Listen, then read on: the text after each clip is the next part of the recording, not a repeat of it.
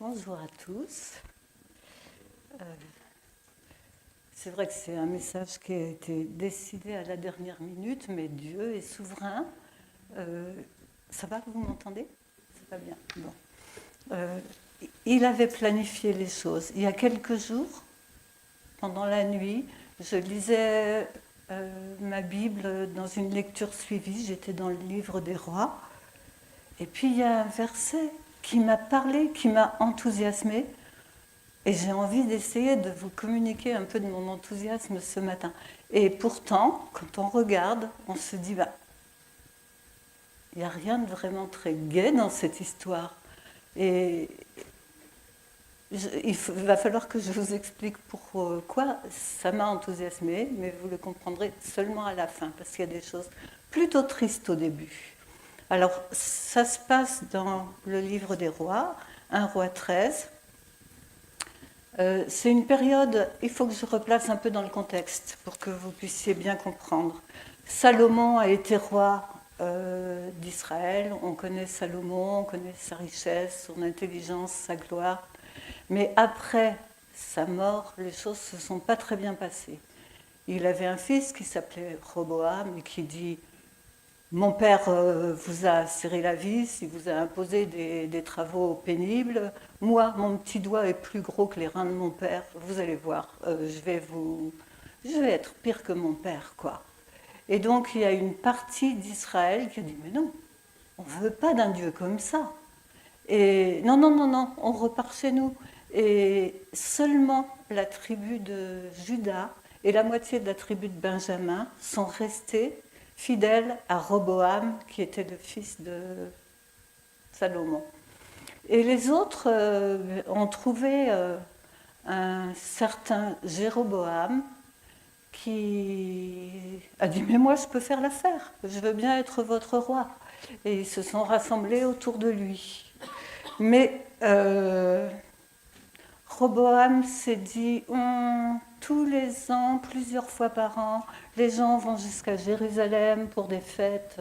C'est comme ça que Jésus s'est fait arrêter pendant la Pâque, parce que la fête de la Pâque, les gens, enfin, il ne s'est pas fait arrêter pour ça, mais il y avait beaucoup de monde parce que c'était une fête à laquelle tout le peuple était convié, tous ceux qui pouvaient y aller. Jéroboam s'est dit, si les gens vont jusqu'à Jérusalem pour une fête pour Dieu, c'est mauvais pour moi. Ils risquent de m'oublier au bout d'un moment et d'avoir la nostalgie de ce qu'ils connaissaient avant et de me laisser tomber. Alors, il a une idée géniale. Je vais faire 2 veaux en or. Il en a mis un au nord de son pays, l'autre au sud, et il a dit, Israël, voilà ton Dieu. Ça vous rappelle quelque chose? Il y avait déjà eu une histoire de veau d'or avec Moïse et avec Aaron, et ça s'était mal terminé. Mais ça ne lui a pas servi de leçon. Cette fois-ci, c'est pas un, c'est deux veaux d'or. Alors voilà, par moment je commenterai, puis par moment je lirai, mais aujourd'hui on va faire le voyage ensemble dans ce chapitre de 1 roi 13. Là, c'est encore 1 roi 12. Le voilà qui dit « Voici tes dieux qui t'ont fait sortir d'Égypte. » Et cela fut une cause de péché. Plus que cela, il a carrément brisé tous les tabous. Il y avait des règles très strictes au niveau du service pour Dieu, au niveau du tabernacle, et seuls les Lévites pouvaient officier là-bas. C'était une tribu qui était mise à part pour servir Dieu. Lui, il a dit, bon, vous avez envie de servir Dieu? Allez, venez, vous pourrez le faire, n'importe qui. Il a même... qu'est-ce qu'il a fait? Ah oui, il a... Je perds le fil. Il a lui-même offert des sacrifices sur l'autel qu'il avait érigé à Bethel. Il est monté sur l'autel. Alors l'autel, il y a une photo, je ne sais pas, enfin, oui, une photo. Et si vous pouvez la mettre, voilà à quoi ça ressemblait. C'était un espèce de coffre de base carrée qui faisait 45 à 50 cm de côté. Et c'était fait avec du bois bien solide et recouvert d'or. Et on brûlait là-dedans les parfums pour Dieu, mais c'était le sacrificateur qui faisait ça, pas n'importe qui. Les lois que Dieu avait instaurées étaient vraiment strictes. Et lui, il a offert le parfum lui-même. Il s'est autoproclamé roi pratiquement. Donc, évidemment, il y a eu des conséquences. Alors, je commence à lire au début du chapitre 13. Or, un homme de Dieu, j'insiste sur homme de Dieu parce que ce mot-là, vous allez l'entendre plus que 10 fois dans ce chapitre, arriva de Juda à Bethel sur l'ordre de l'Éternel. J'insiste aussi là-dessus parce que c'est pas de sa propre initiative, c'est vraiment Dieu qui l'a envoyé. Pendant que Jéroboam se tenait près de l'autel pour brûler des parfums, il cria contre l'autel, et ça je vais sauter un peu, mais il crie un peu des malédictions. Il dit voilà, tous ceux qui ont fait des choses qu'il ne fallait pas maintenant vont être punis, quoi. Il y aura des conséquences. On brûlera sur cet autel des ossements humains. Et il termine son discours en disant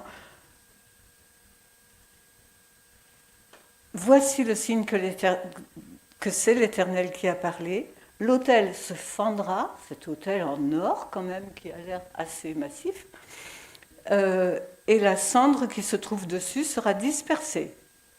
Lorsque le roi entendit la parole que l'homme de Dieu avait criée contre l'autel de Bethel, il avança la main par-dessus l'autel en disant « Arrêtez-le !»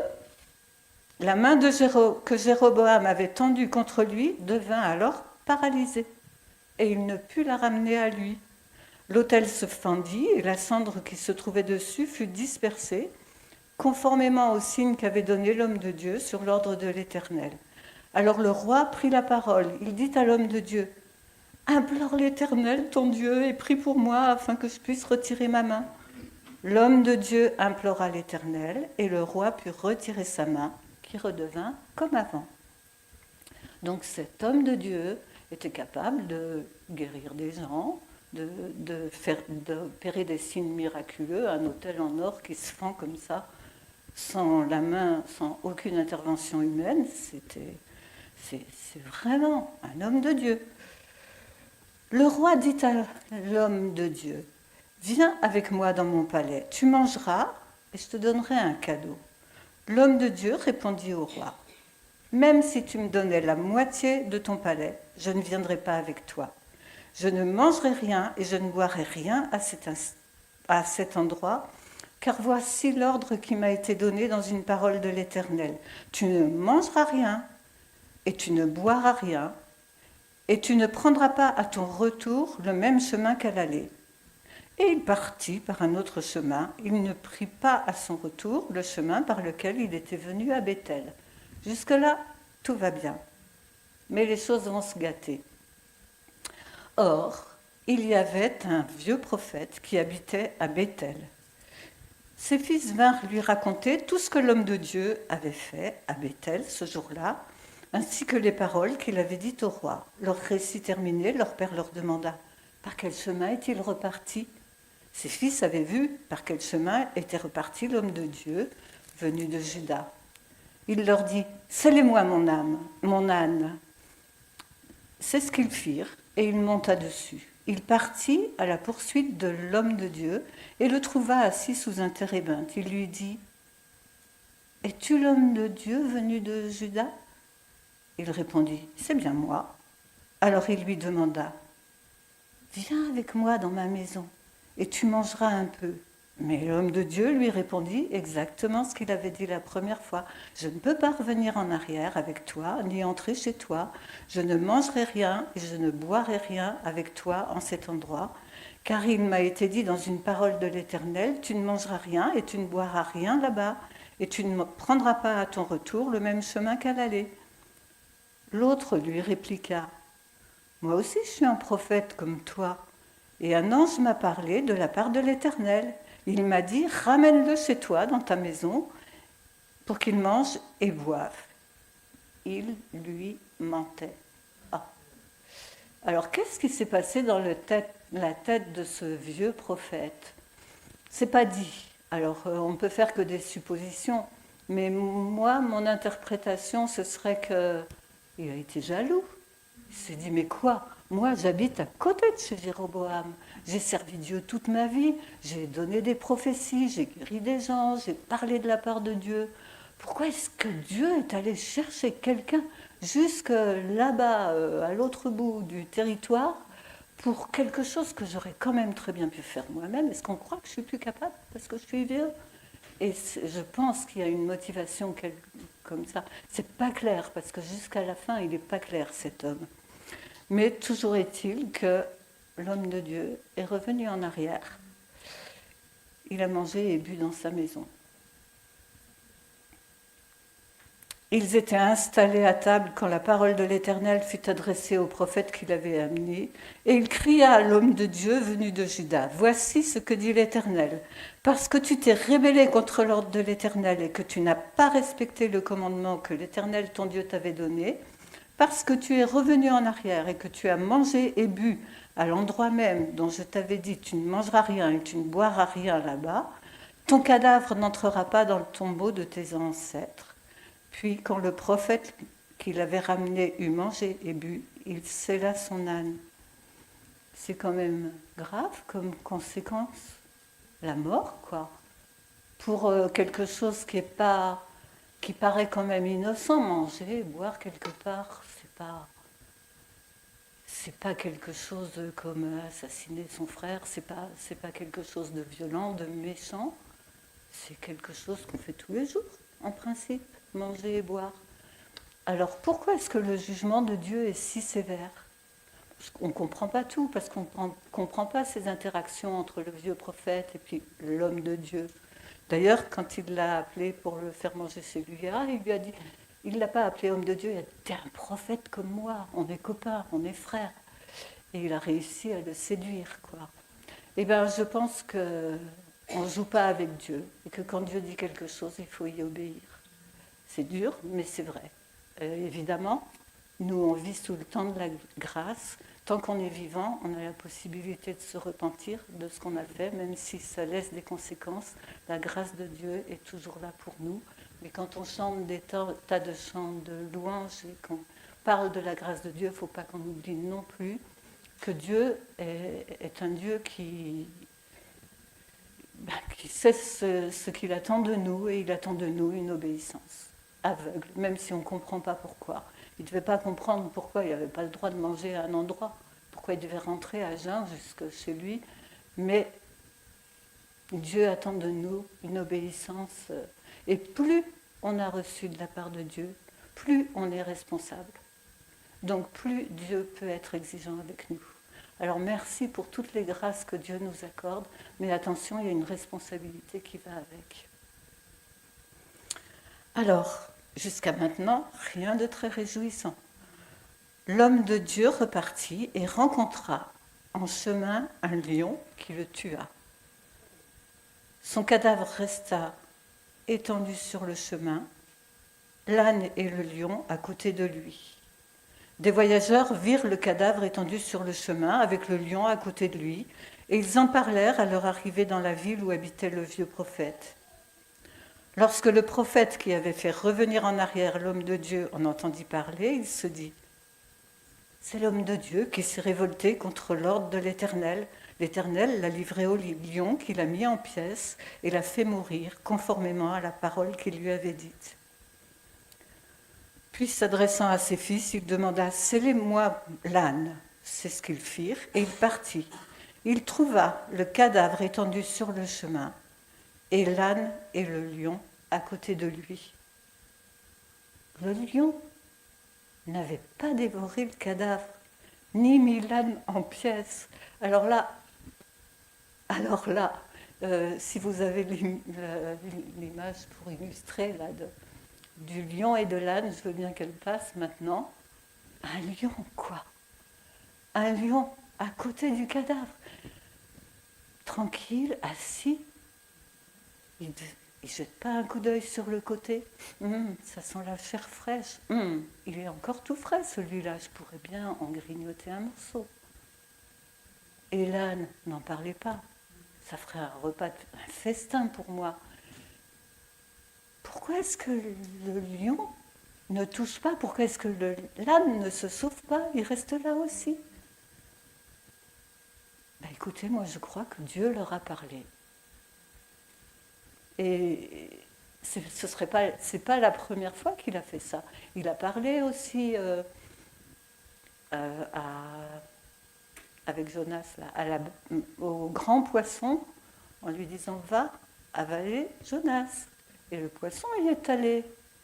Il a parlé par l'ânesse de Balaam en lui donnant de voir des choses que son maître ne voyait pas. Enfin voilà, il a eu plus de relations avec l'ânesse qu'avec le maître qui ne voulait rien écouter. Et là aussi, il y a eu un homme qui n'a pas voulu se soumettre jusqu'au bout à ce que Dieu lui avait demandé. Il ne faut pas qu'on oublie aussi que... non, je l'ai déjà dit. Que celui qui a beaucoup reçu, il lui sera beaucoup demandé aussi. Donc, mais moi, ce lion qui surgit là, et cet âne, mais ça m'a fait rire. Et je me suis dit, mais c'est ça le nœud de ce chapitre, c'est ça la clé, quoi. L'homme de Dieu, il avait peut-être fait les meilleures écoles de théologie, il était puissant pour faire des miracles, des choses spectaculaires, sa vie était consacrée à Dieu. Le lion, c'était juste un animal. Mais cet animal, il a su écouter Dieu et il a su garder sa maîtrise de lui à côté d'un bon repas qui l'attendait. C'est fou, non? Moi, je trouve ça incroyable qu'un lion qui ne connaît pas la Bible, qui ne connaît pas Dieu comme on connaît Dieu, puisse lui obéir et se soumettre à lui. Alors, donc,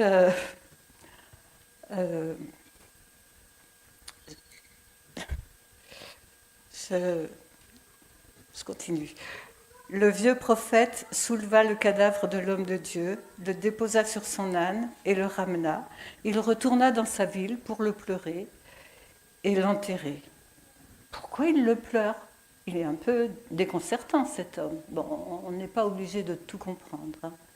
Il déposa son cadavre dans son propre tombeau et l'on pleura sur lui en disant « Quel malheur, mon frère !» Après l'avoir enterré, le vieux prophète dit à ses fils « Quand je serai mort, vous m'enterrerez dans le tombeau où est enterré l'homme de Dieu, vous déposerez mes ossements à côté des siens. » En effet, elle s'accomplira, la parole qu'il a criée sur l'ordre de l'Éternel contre l'autel de Béthel et contre tous les centres de hauts lieux présents dans les villes de Samarie. Et même après tous ces événements, la fin du chapitre dit que même après tous ces événements, Jéroboam ne s'est pas repenti de sa mauvaise voie, qu'il a continué à se choisir des prêtres pris n'importe où dans le temple. Celui qui en émettait le désir, il l'établissait dans la fonction de prêtre des hauts lieux. Ce fut une cause de péché pour la famille de Jéroboam, et c'est pour cela qu'elle a été exterminée et détruite de la face de la terre. Alors, qu'est-ce qui me réjouit tant dans ce chapitre? C'est le lion, c'est l'âne. Je me dis, waouh, il n'y a pas besoin de connaître beaucoup Dieu pour lui faire confiance et pour lui obéir. Il suffit de l'avoir rencontré et le contact existe. Alors, je pourrais maintenant prendre, il n'est pas encore midi, je pourrais prendre un moment pour vous exhorter à obéir à Dieu, donner des exemples, mais je ne crois pas que c'est ça que Dieu me demande de faire. Parce que tout ça, en réalité, vous le savez déjà. Vous savez ce que c'est que de lutter avec Dieu parce que vous avez envie de faire quelque chose et que vous savez que lui ne veut pas. Et ces luttes qu'on peut avoir, et puis ces arguments, oui mais Seigneur, enfin manger, boire, c'est normal, quoi, c'est la vie. Oui, mais si je t'ai dit non, je t'ai dit non. Et des fois, Dieu, il connaît l'endroit où on va aller. C'est lui qui a tout programmé sur le GPS. Alors il met le GPS dans la voiture de notre vie, mais c'est lui qui a programmé le chemin. Après, on a une certaine liberté d'action. On n'est pas des esclaves ligotés. On a la liberté de faire des choix, on a la liberté sur le chemin avec le GPS de s'arrêter pour manger, pour admirer le paysage ou se reposer ou n'importe quoi. Mais celui qui sait où il veut nous conduire, c'est Dieu. Et pourquoi? Il a des projets. On n'est pas là par hasard, on est là parce que lui, il nous a voulu. C'est lui qui a voulu qu'on vienne à la vie. Et il avait des projets particuliers, uniques pour chacun d'entre nous. Et quelquefois, avec ces repas qui nous attirent à passer un petit peu à côté de ce que Dieu veut, quelquefois, c'est vraiment pas des péchés flagrants. C'est juste que Dieu dit non, c'est tout. Ça ne se discute pas. Mais lui, il sait pourquoi il fait ça, parce qu'il connaît notre avenir. Il sait comment il veut nous employer, il sait ce qu'il veut faire en nous et au travers de nous pour les autres. Et il faut juste lui faire confiance. On est content de chanter sa grâce, on est content de chanter son amour. Est-ce qu'on peut dire qu'on est aussi content de chanter la confiance qu'on a en lui? Parce qu'on sait que même si des fois c'est un petit peu dur pour notre nature un peu rebelle, un peu... Mais moi, je me souviens de la fois où je disais à Dieu, tu peux pas regarder un peu de l'autre côté quelques minutes pour que je puisse faire un peu ce que je veux? C'était pas méchant ce que je voulais faire, mais c'était pas ce que Dieu m'avait demandé. Eh ben non, il a les yeux tout le temps sur nous et on ne peut pas échapper à son regard, mais tant mieux. C'est pour notre bien et c'est pour le bien aussi de ceux qui nous entourent et qui seront au bénéfice de notre obéissance. Alors, au lieu de parler de tous les cas possibles de désobéissance ou je ne sais pas quoi, vous savez déjà, si Dieu est présent ici ce matin par son esprit, on sait de quoi il veut nous parler. S'il y a quelque chose avec quoi ça tiraille un peu, moi je ne sais pas. S'il n'y avait qu'une personne à qui ça peut parler ce matin, je serais contente. Mais au lieu de continuer à parler, je veux juste vous poser une question à chacun d'entre vous. À qui est-ce que tu préfères ressembler? Au lion ou à l'homme de Dieu? Je ne vais pas en dire plus parce que je trouve que ça suffit, mais je le répète. À qui préfères-tu ressembler? À l'homme de Dieu ou au lion? Bon, je vous laisse avec ça. On a fini un peu plus tôt, mais ça nous permettra de parler un petit peu plus longtemps les uns avec les autres, parce que c'est tout ce que Dieu a mis sur mon cœur, alors j'arrête là. Que vous soyez bénis.